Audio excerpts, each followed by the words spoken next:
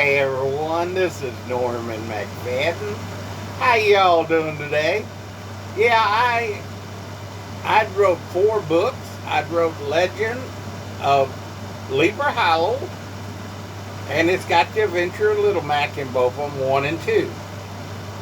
And then I wrote the Urban Legends of Lincoln County, Missouri, 1 and 2. And today's story is going to come out of Legends of Leaper Hollow, The Adventures of Little Mac, which Little Mac is me if they talk about him on there. Kind of like Tom Sawyer, like I said a lot of times. Mark Twain was my favorite writer. Now, I usually could tell the story because I lived them. But today, on the first chapter here, the first verse, my Mama said something, and I don't want to never miss word anything she says because it was important or she wouldn't have told me. Now my mama, she's gone on to meet Jesus, and hopefully one of these days I get to be up there with her. So I'm going to read. The name of the story is My Grandpa's a Moonshiner. I hope you enjoy it. The first verse. It was 1964, and I'm a 10-year-old boy. My name is Little Mac, and I live in the backwoods of southeast Missouri in a sleepy little town that lies along the mighty Black River called Leaper. I actually live in Leaper Hollow. It's just like a suburb of Leaper. I have an adventure every day. Since my mama's always said, life is an adventure. So get out there and find it. Adventure ain't gonna find you. You gotta go find it. That's what she's saying. I took her words to heart, and I get out there and live my life to the fullest every day. And my advice to you to do the same. God only gave us one life.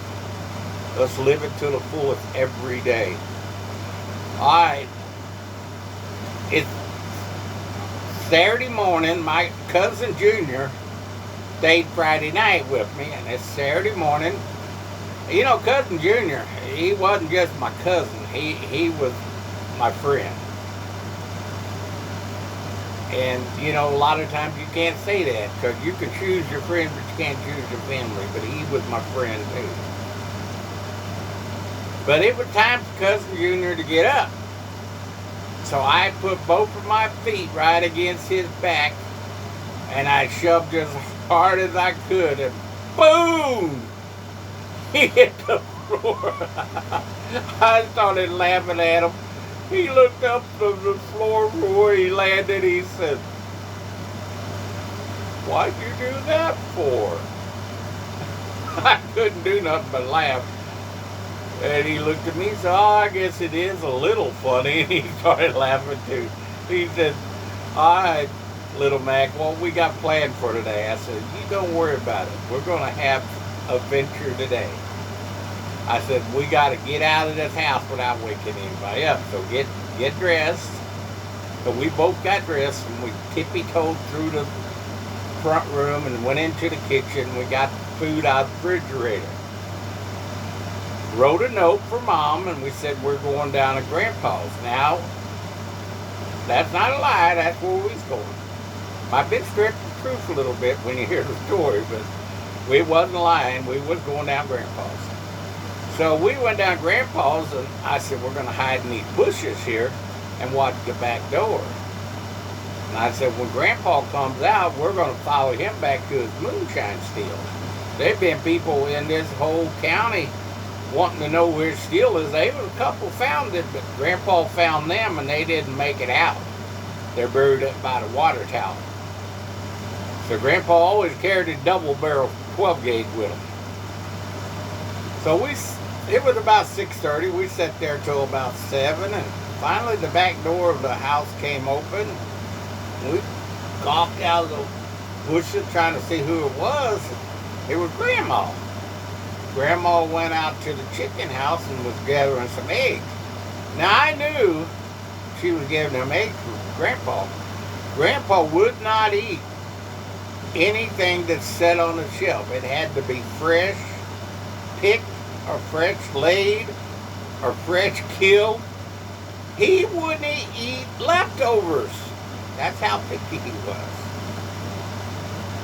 We starved deaf at my house. That's almost all we had is leftover.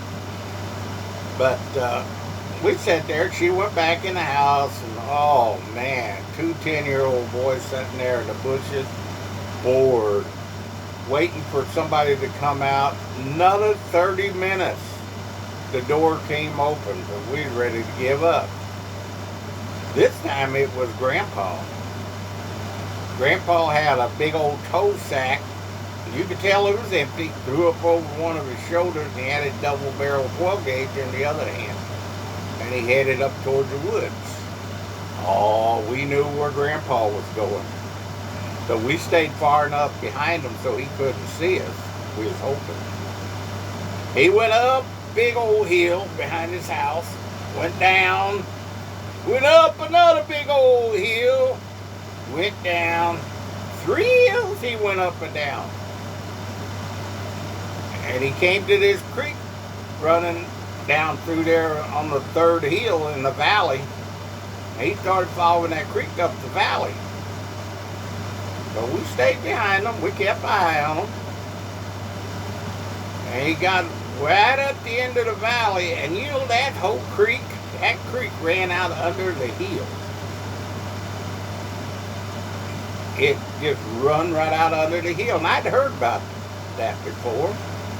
It was called the Healing Spring. It's supposed to have healing water in it. You're supposed to heal people. I don't know if it did or not. There's legends that it did, that you'll hear stories that I'll tell you about healing folks. But that's not the story we're talking about today. So we sat there and we watched Grandpa. He was working with these mason jars. He took the cap off some and had a tap on the bottom of this big old barrel. And he popped that cap and run full of stuff, and we knew what it was. It was moonshine. He stacked about 12 of them around here and there. And then he took his bag and started putting them mason jars in the bag. Now, Grandpa worked hard doing this because he was the only moonshiner for 50 miles any direction. And he sold a lot of moonshine, because that's how he made his living. And he helped farmers out once in a while, doing work on farms, but mainly his living came from moonshine. But he filled that sack full, about 6, maybe 8 jars of shine.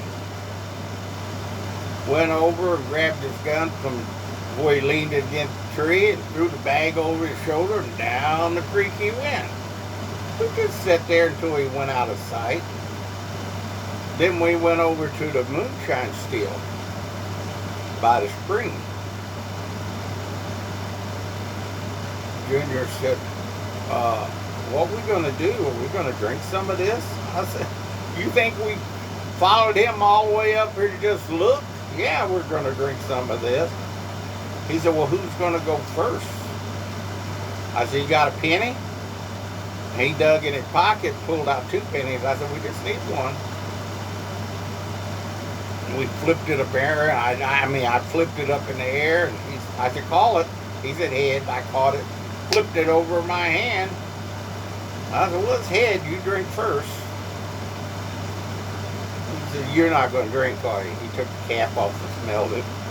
He said, it smells bad. He said, you're not going to drink it, are you? You're going to watch me drink it, then you're going to chicken out, right? I said, no, I'm going to drink some. I'll tell you what we'll do. Forget about the flip. We'll count to 3. I'll take one, take the lid off. And the count of 3, let's take a swig of it. A big swig of it, not a little one. He said, okay.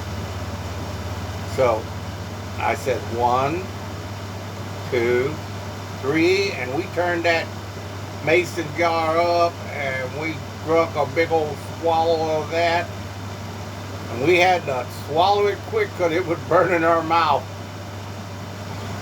It was burning our throat. I said, maybe it'll feel better when it gets in our stomach. Because it was burning all the way down. It hit our stomach. It was like a ball of fire, man. It hit our stomach. We just was dying. He had the same idea that I did. We ran and we jumped in the spring branch, that spring there, and we started drinking that spring water. Oh, that was a mistake. That was a big mistake. That cold water just made it burn worse. Then all of a sudden we heard somebody laughing. And we looked up and there was Grandpa.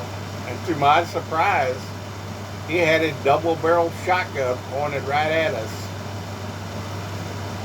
He said, well, if I'm lucky, I'll get you both with one shot, and then I don't have to shoot my other barrel.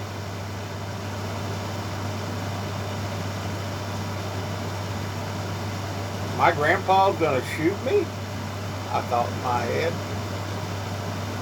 He had the gun pointed right at us. When Junior looked right at him, to my surprise, what he said, go ahead, shoot me, put me out of my misery. He said, this moonshine's gonna kill me slowly, but that shell's gonna kill me fast. You go ahead, shoot me.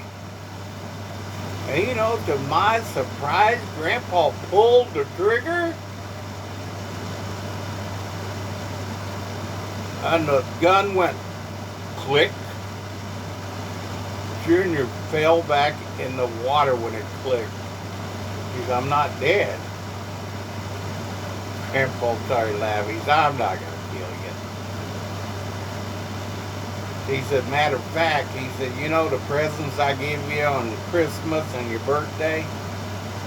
Junior's sitting in the water. He said, you don't give us presents. Me presents on my birthday or our Christmas. He said, well, I will now, if you keep this quiet, just between us.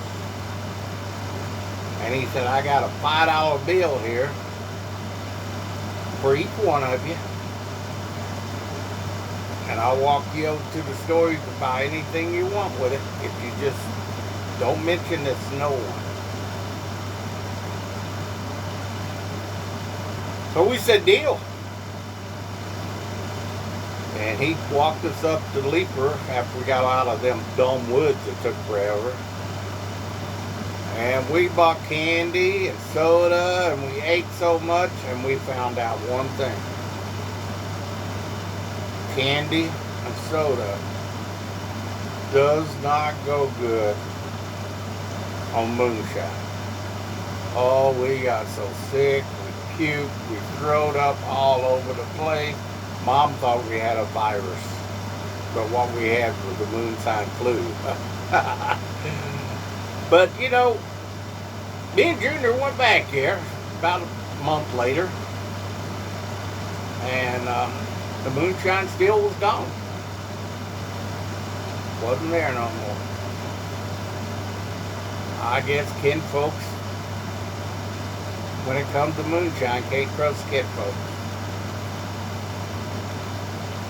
But that's the adventure of Little Mac, and we had a good time. And I advise you all to take Mom's words to heart.